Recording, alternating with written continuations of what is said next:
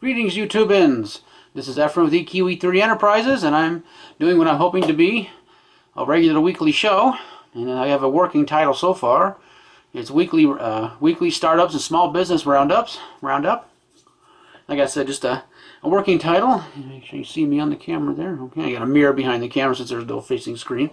I look through the internet and come up if I see any startups or small businesses that interest me. I'll do a little review about them and do a blog and all that, and hopefully this will become a weekly thing.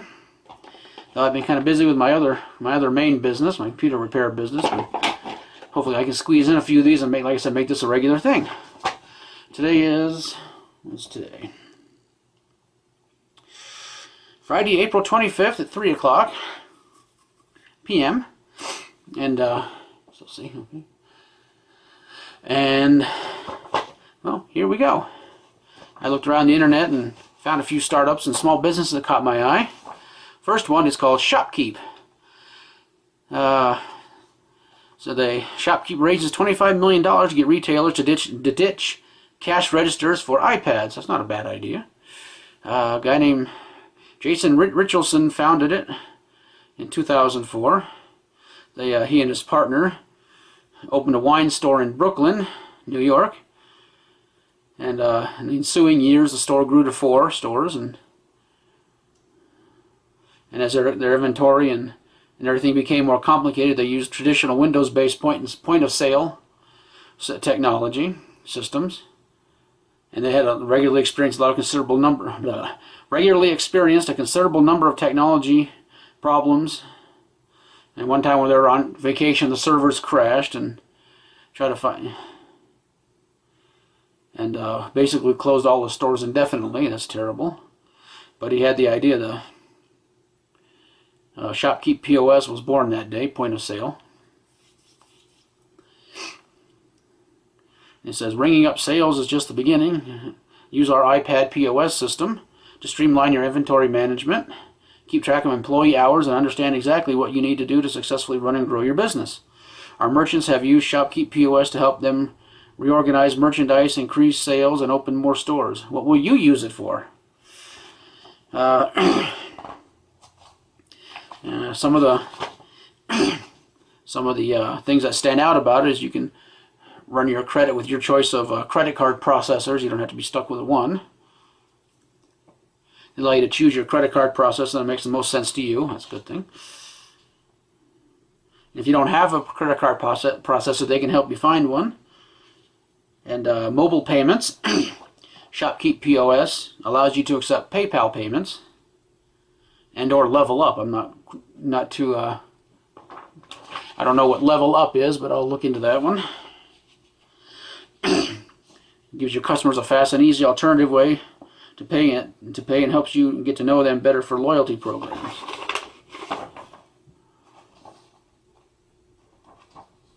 And basically what you get, you can buy an iPad through them, but the basic kit starts around $649. You get a Windfall POS stand, which is a frame around it. You'll see it in the, I don't know if I can put it in the description, but I'm going to put a link to my WordPress blog. I'll put pictures there in the description.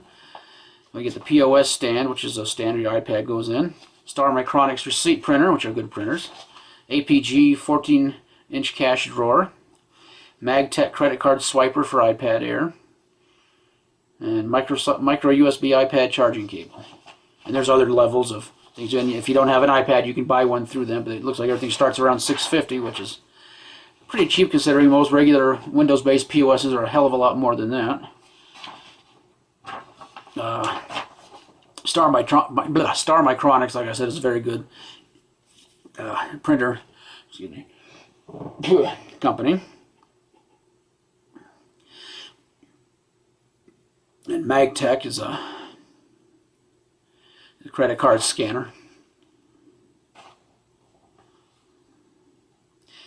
And then there's a barcode scanner that you get separate with it, with the pictures will be on my WordPress blog. And ShopKeep POS is a proud Apple partner. With our Register app runs exclusively on iPads of all shapes and sizes.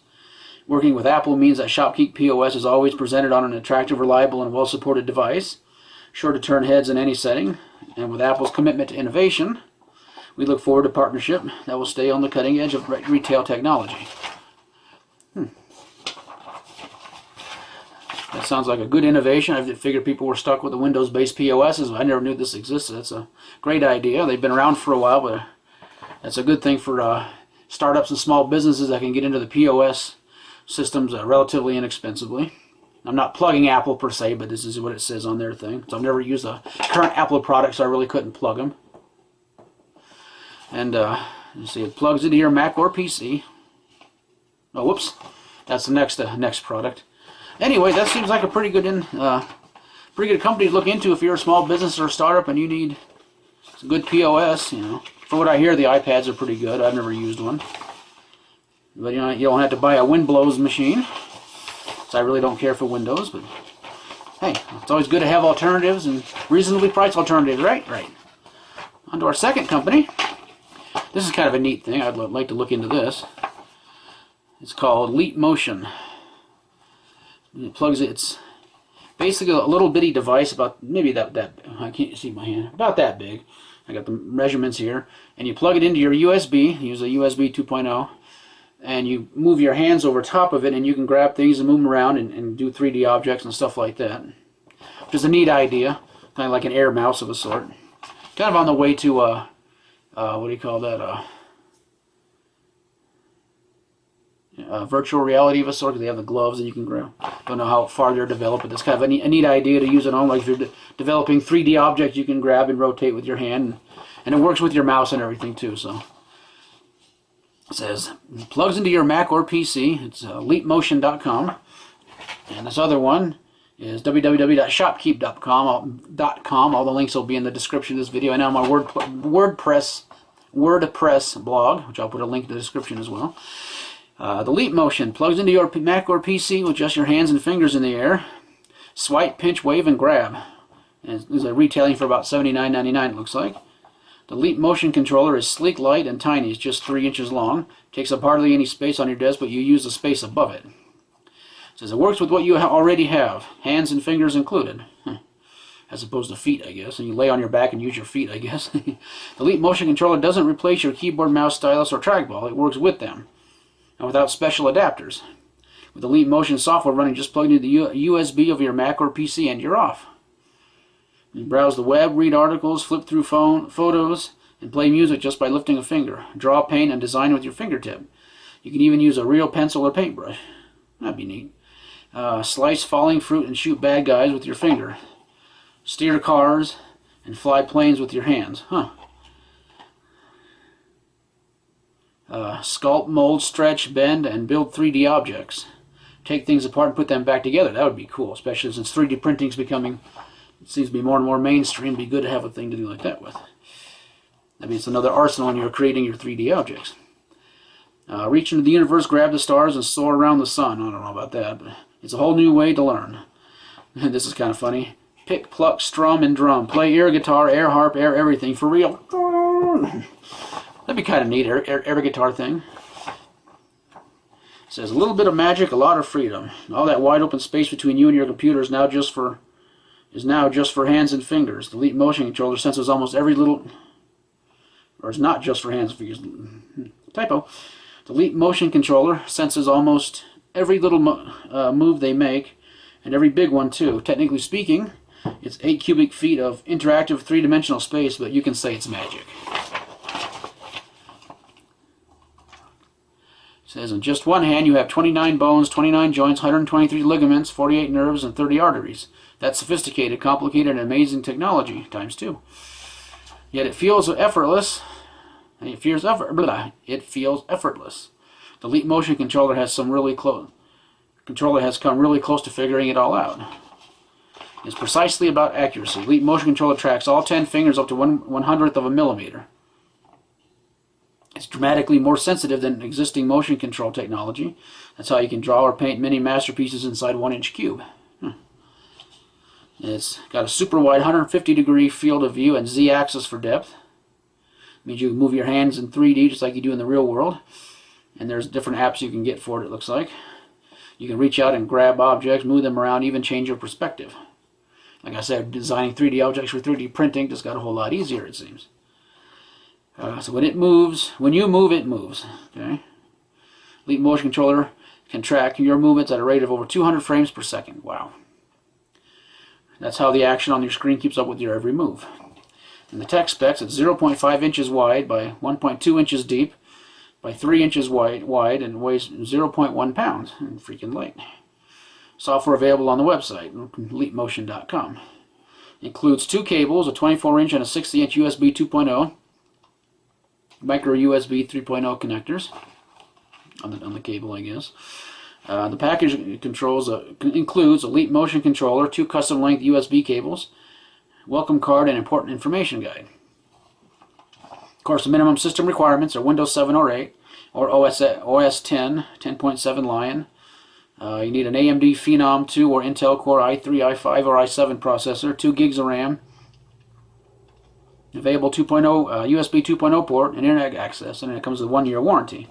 Looks like it's going on sale in late July. That'd be neat to check out. It says the Leap Motion controller is the beginning, but there's a lot more stuff on the way. We're already working on it to extend. We're already working to extend 3D interaction into many other digital devices, and embed our technology and products from the ground up. That seems like something to keep your eye open on in the future. Have it embedded in a keyboard or something, or maybe multiple points in the room and you can stand up and actually use your whole body to do something. That'd be interesting if they did that. Now, the third one has been out since last year, and according to some people is dead in the water, but it was my inspiration for starting this business that I'm recording now. Yeah. And I'll tell you why. First of all, I'll tell you what it is. It's called Ouya. It's an Android-based video game system that apparently, I don't know what it's doing now, if anything. But, sorry, I'm leaning to the side of that. I got a mirror behind the camera. I was making sure the battery's not dead. I'm talking to a dead camera. But, anyway.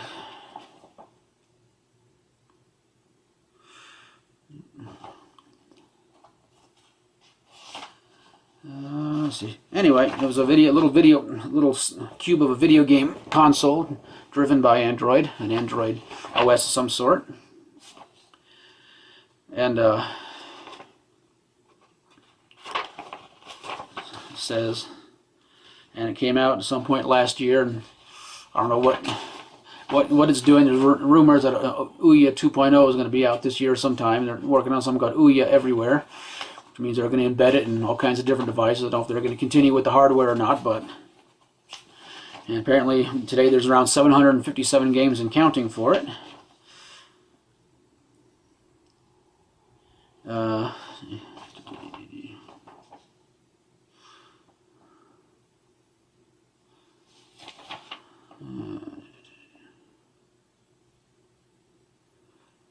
Oh, I missed something on that last thing, the motion.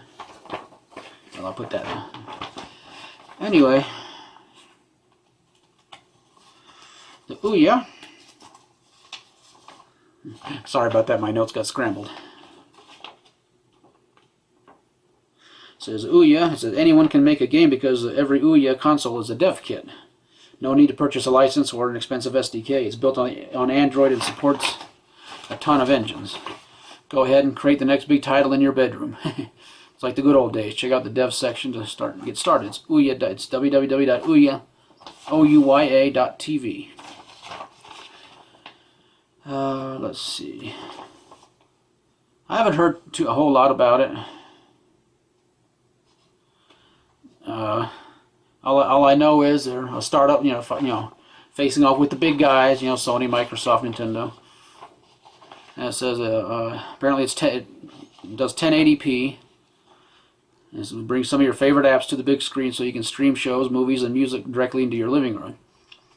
The Ouya is the first totally open video game console, we welcome you to unscrew it and have a look around. Whether you use Wi-Fi or Ethernet, or if you like to download games or stream movies, you can do it all in 1080p HD. You have a $99 model and a 32 gigabyte $129 version in their stores. And you can get it on Amazon too, a little bit cheaper, depending where you want to buy it. Says we're embarking on a new project to embed the Ouya platform into other devices on the market called Ouya Everywhere. And like I said, there's rumors of Ouya 2.0 console in 2014, which we're into 2014. But I don't know what's going to come of it. But it seems to be a good idea. You can develop the games, you can download games rather than buying cartridges. You know, it's basically a dev kit, so anybody can develop and things. Apparently, you can buy little cards that you can get so many, credit to get games or something like that. I don't know the details of it, but the reason it inspired me to start this business was at the E3 the 2013 E3 show. They had set up a public presence. They had a thing set up across the street from the E3 Coliseum, where it was being held, and they apparently had some kind of conflict with the ESA, the company that puts on the E3. What are they called? Did I put down? I don't know what the ESA. But anyway, they put a console there in the ESA. They put a thing across the street, a booth. I guess the cost for the E3 show floor were cost prohibitive, I would assume. So they did it over there. Why the ESA cared that they were there, I don't know. But they ended up giving them more visibility by complaining about it. And ultimately, what they did was the ESA rented some semis, space in front of where they had their booth, and parked semis there. And of course, the people at Ouya rented space in front of that and set up their banners and whatnot. So, but the fact is that they were doing that to the little guy, and I'm assuming, I don't know if it was at the behest of some of the big guys who were fearing the competition, or the ESA being greedy or whatnot. I don't know what it was, but the fact that little guys get pushed around, the big guys are afraid not to make $1 billion profit a year, which would more than likely be the reason. I don't know what the reason is, I'm guessing. But that's what inspired me to start this business. Get the little guys much visibility as possible so the big guys can't push them around so much. Just because of that little Entertainment Software Association, that's the ESA. They own and operate the E3 Expo. And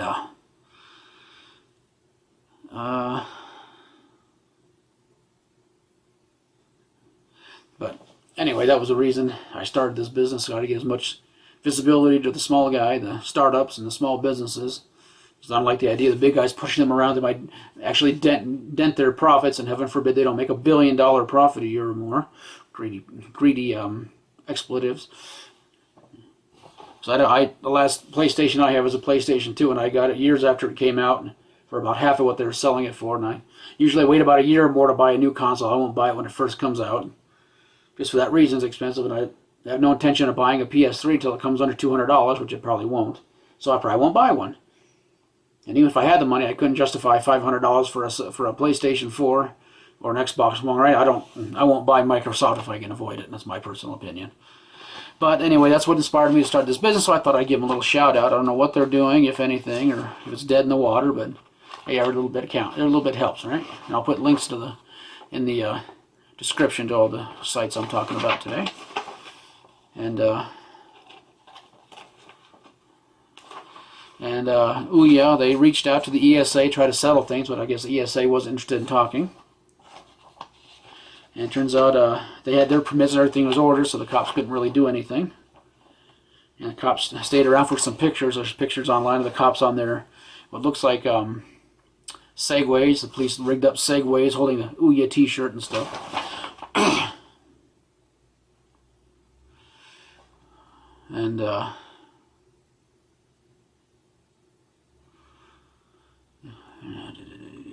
don't know what happened on the second and third day of the E3. I haven't seen anything online mentioning that, but I'm assuming they were there.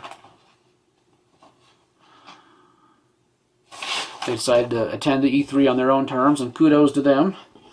Why be at the mercy of someone else? Do things on your own terms. That's good for starts. How startups get going and get popular and get successful. And that's just three companies I found today. I was kind of short notice. I hadn't planned on a week, but this coming week, I'm going to look for more. Maybe have a longer show next time. Forgive my lean again. And have more startups, more small businesses to spotlight. Excuse me. And more news and reviews and all that, and hopefully more product reviews. by looking to buying one or two things from startups and small companies and start that way, because I'm not big enough to request free samples yet. I'm hoping to build up my user base and my subscribers little by little. I should have my website online soon, next week or so, a couple of weeks, www.eqe3-enterprises.com. And you can find me on Facebook and Twitter and other places I'll put in the description of this video. And it's going to be one long video, so it won't be too much to editing. I just got Adobe Premiere Elements 8. I have to use an older one because I have an older laptop, so I'm in the process of having fun learning that. So, until next week, patronize the small businesses and startups that need your help. They need the visibility. Thumbs up if you like this, thumbs down if you didn't like it. I welcome all. Please like and share and subscribe to my YouTube and my other sites. That'll help me out. And thumbs up if you like it, thumbs down if you don't. I welcome all constructive criticism, but I don't acknowledge trolls.